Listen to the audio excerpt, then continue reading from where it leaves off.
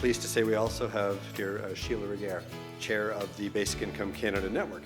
Sheila is a former Executive Director of the National Council of Welfare, an independent advisory body to the federal government that published the only comparative reports available on Canada's 13 different social assistance systems. She was a Canadian negotiator at several UN World Conferences on gender equality and social development and chaired UN negotiations on poverty and unpaid work. Sheila's insight also comes from experiencing poverty herself as a young parent. Sheila agreed rather last minute to speak to us before we start the Q&A portion of this afternoon. So thank you, Sheila. The floor is yours.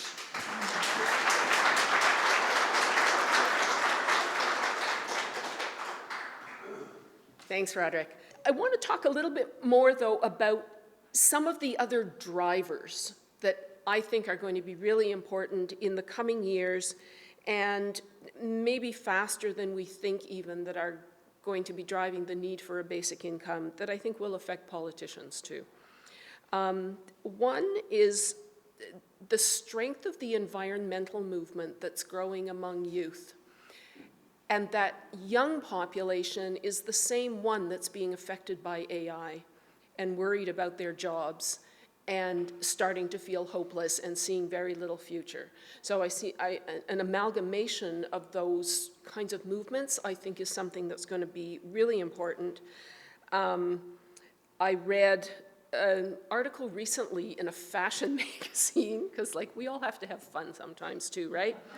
But there was an article, an interview with Naomi Klein, and they were talking to her about climate change. And one of the quotes there just stood out so powerfully for me. She said she sort of alternates between hope and raw terror. And her quote is, she's not even scared so much about climate change. She's scared about what scarcity looks like in a culture and an economic system as brutal as ours.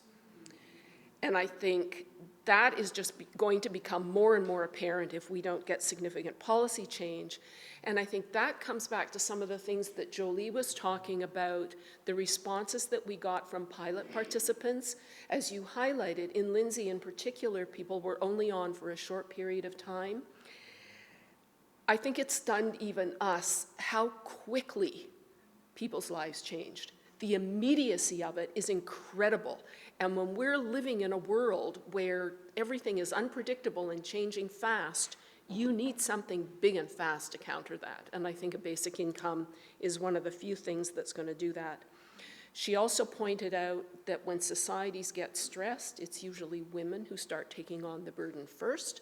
So one of the encouraging things I see, too, one is that the report on the inquiry into missing and murdered Indigenous women and girls has recommended a basic income. And I think politically that's very important for Canadian leaders. And the second is that another researcher also doing a study looking at basic income as a feminist issue with the participation of Ontario pilot recipients has also just finished her dissertation, and it gives really new insights into the power that a basic income can have for women. The two more points, I think, very quickly. One is, Art talked about how Toronto and other parts of other cities in our country are becoming polarized. Something that works against that polarization is gun violence, and it's growing, and it's really bad in Toronto. And people that I've talked to recently who are in those neighborhoods where it's prevalent, and they are predominantly Black and immigrant neighborhoods, they are now facing the second generation of cuts, having not recovered yet from the older generation that faced the Harris cuts in the 1990s. That's when the guns started moving in. And they are not going to go away by police. They are going to go away by money given to those people and those young people. So there is a choice between getting a gun and stealing a car and thinking that you might actually live to be an adult and get a real job.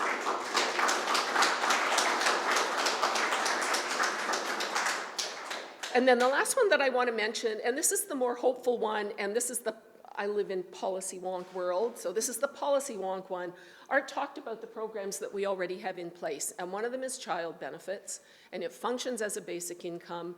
There have been 2 reports out recently that show its power. One shows not only does it help individuals and families, it's good for the economy, it's good for job creation, it does a world of good, and probably is one of the reasons why Canada's economy is more stable than a lot of other countries right now.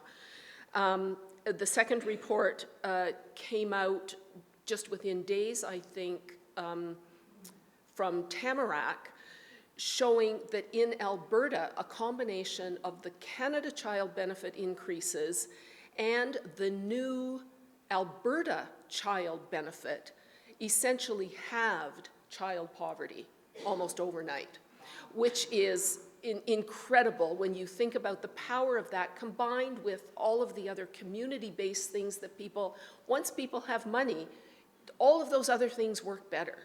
So I think that the power of doing something like this and doing a basic income for those people who are left out now, especially the single 18 to 64-year-olds, the power of that is just incredible, and I hope our politicians will start realizing that sooner rather than later. All for me. Thank you.